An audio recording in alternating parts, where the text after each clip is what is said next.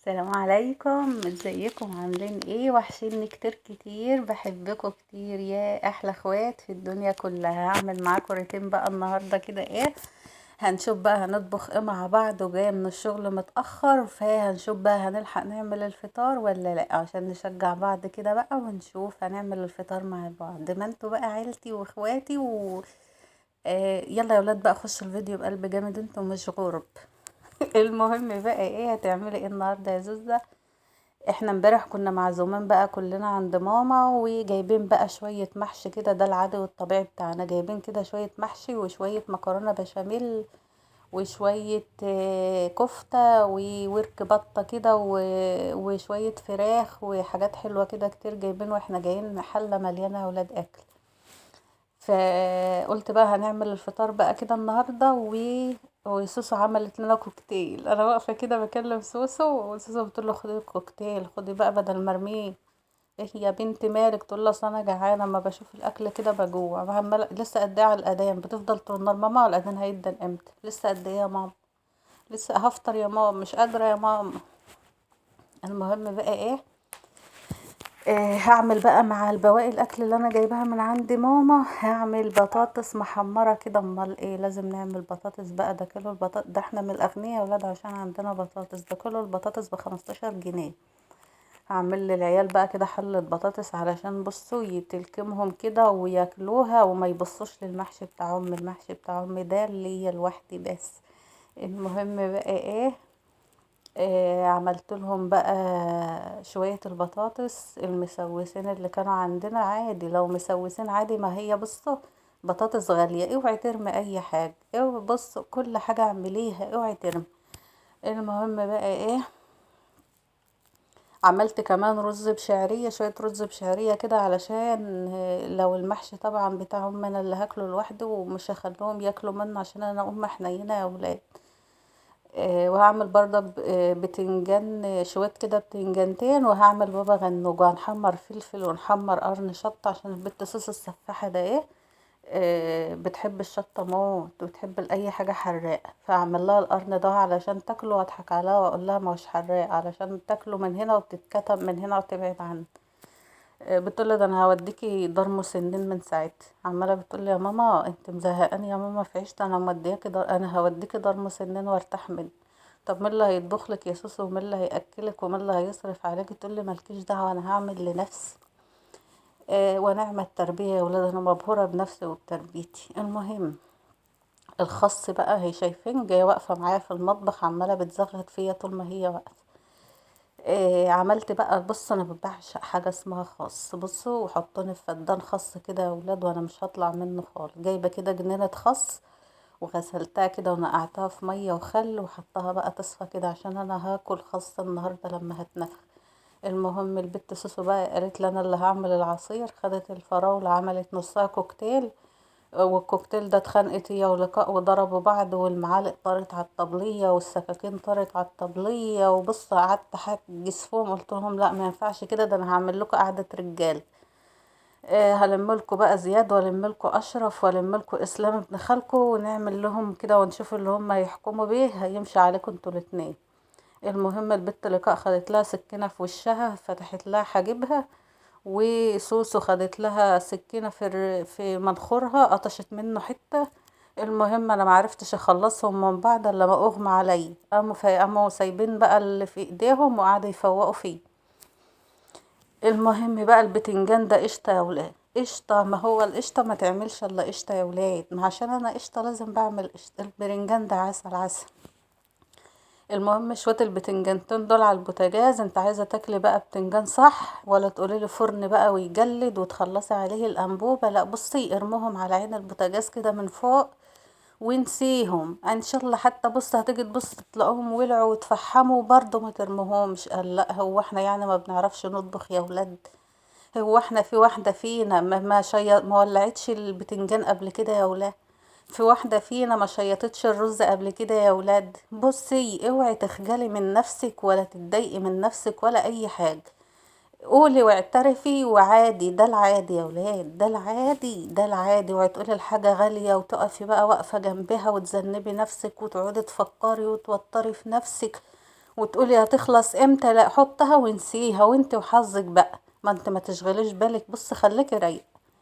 ان افتكرتيها خير وبركه هتلحقها قبل ما تشيط، انشطت وولعت واللي اتبقى عادي بردك يا ولاد، عادي لو شيطه حتى وولعه احنا مش هناكلها، هناكل احنا ما بنرميش حاجه. المهم بقى ايه، البت سوسو بتفرم في العصير وجت ونست الغطا بتاع الشفشق، وقامت ونست ان هي مغطتش الغطا بتاع الشفشق بتاع العصير. هو شايفين، قامت العصير قام طاير في وشها، قامت قاعده تقول لي والله بصي انا هوديكي دار مسنين، انت يا زوزه ما عدتش تقعدي معانا تاني، انت اصلا يا ربي يا ربي يا ربي، انا كنت عايزه ام تانية. المهم بقى انا بصراحه مرضتش ارد عليها، زعلت في نفسي. المهم عرفت ان انا ما عرفتش اربي. شفتوا يا اولاد، قلبتوا عليا المواجع والله، احتريت وزهقت والدموع بصوا نازله كده بحور من عيني، بحور من سوسو وعمايلها فيه. المهم بقى ايه، قامت جايبه الشفشه اهي وبتسلم عليك، وقلت لها بقى بص سلم عليهم عشان انا هشكلهم منك واقول لهم ان انت مزعلاني.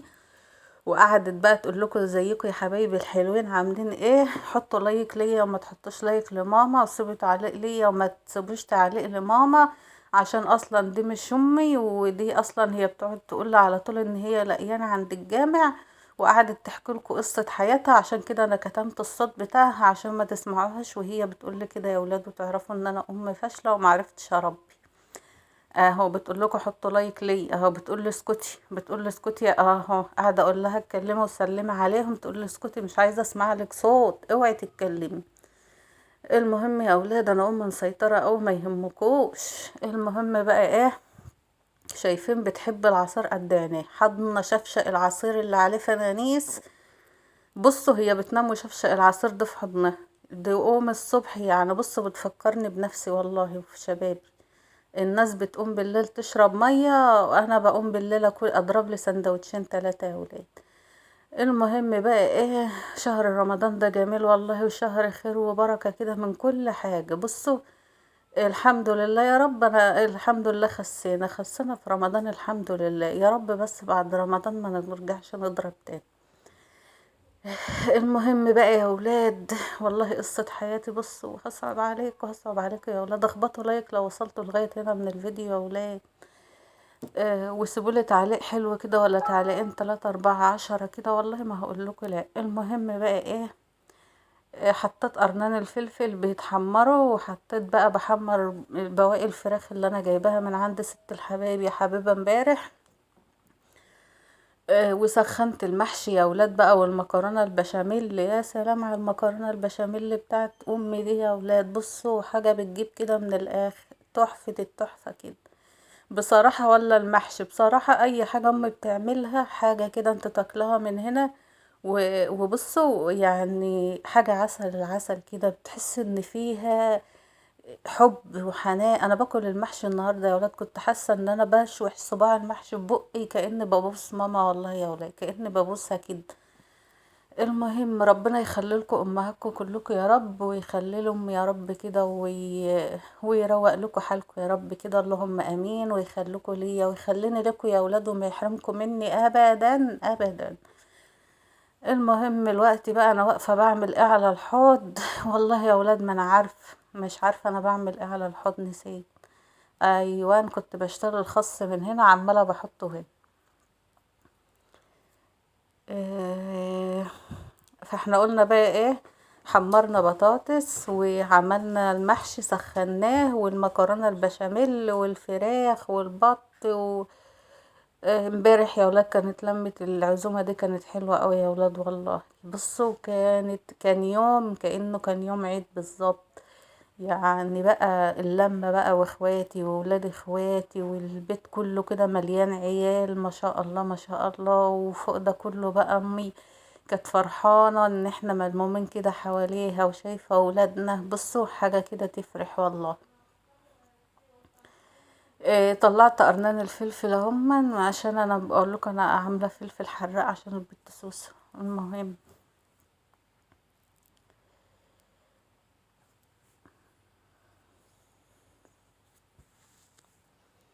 بحب انا العزومة، يوم العزومة عشان مش بطبخ فيه. بس انا رحت والله هناك عند ماما، رحنا من الساعة 9 الصبح.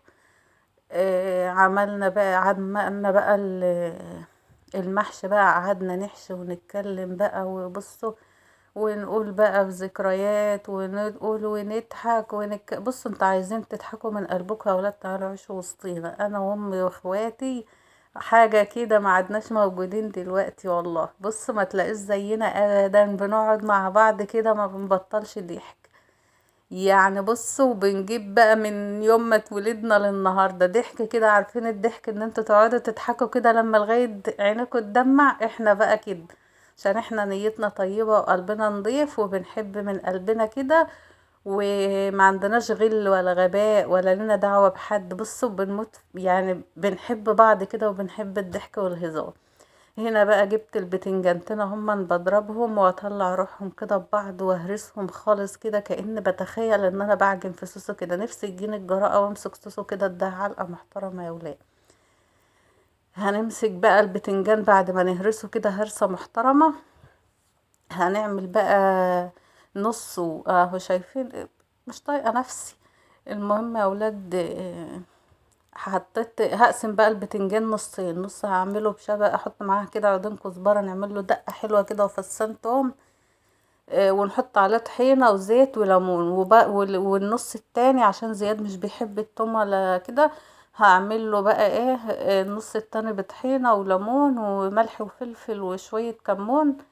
وكده نبقى قسمنا البتنجانتين، يعني قسمنا البلد نصين. يعني بصوا كده، يعني هنحط بقى كمون مع البتنجان عشان اي حاجة فيها توم يبقى على طول تحط فيها كمون على طول، عشان احنا عيلة كلنا عندنا القولون. المهم بقى ايه، بقلب بقى الفراخ علشان نسيتها بقى على البوتاجاز. بصوا وهي ولعت بصراحة، بس برضه هتتاكل. يعني بص مفيش اي حاجة هتترمى، اوعي ترمي اي حاجة. بصي ده العادي يا ولاد، وده الطبيعي والله، ده العادي. اعترفوا بقى واعترفوا بأخطائكم عشان تعرفوا تأقلموا عليه. اهو بقول لكم شوفوا عسل يا ولاد، والله عسل. اللي احلى من الشغل يا ولاد ظبط الشغل. هنحط ايوان، شايفين التظبيط؟ شيف احسن شيف والله يا زوزة، واحنا ما بنعرفش نطبخ ولا ايه يا ولاد؟ ده احنا شطار قوي.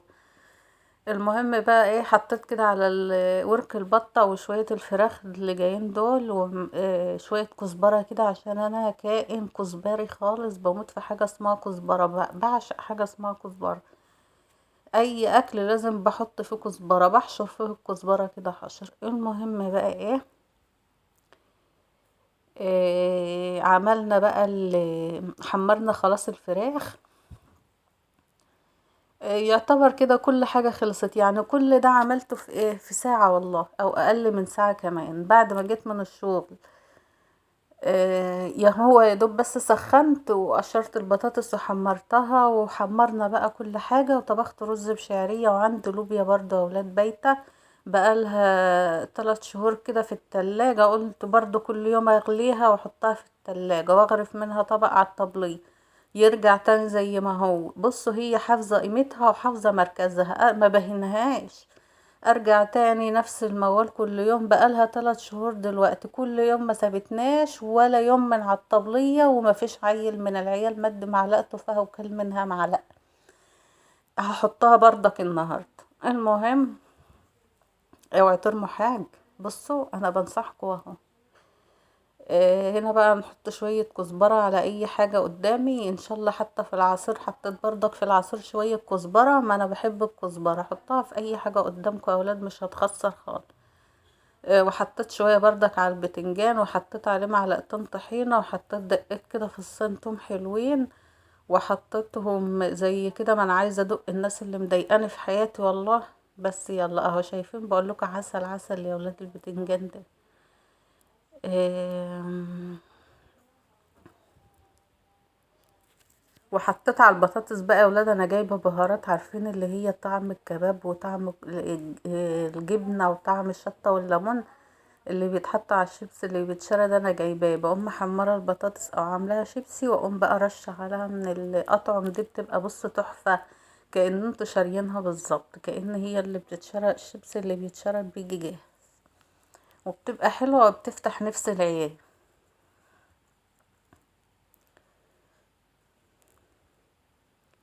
لو وصلتوا لغاية هنا من الفيديو يا ولاد حطوا لايك وسيبولي تعليقات كتير تحت الفيديو. هنا بقى ايه، الاكل بتاعنا خلاص كان خلص. ده بقى المحشي والمكرونة البشاميل بتاعت ام حبيبتي، وشوية كاتشب كده للعيال، بجيب للعيال الكاتشب بالجركن والله يا ولاد بيشربوه.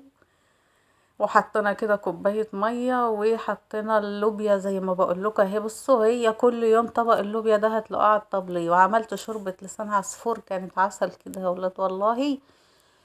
والبتنجان بتاعنا ورز بشعرية وبابا غنوج. وعملنا البت صوصة عملت لنا في شوية عصير كده بالخيار، طعمهم حلو قوي، خيار وجرجير وبصل، وضربتهم كلهم في الخلاط وطلع طعمهم تحف. بحبكم كتير يا ولاد، رمضان كريم.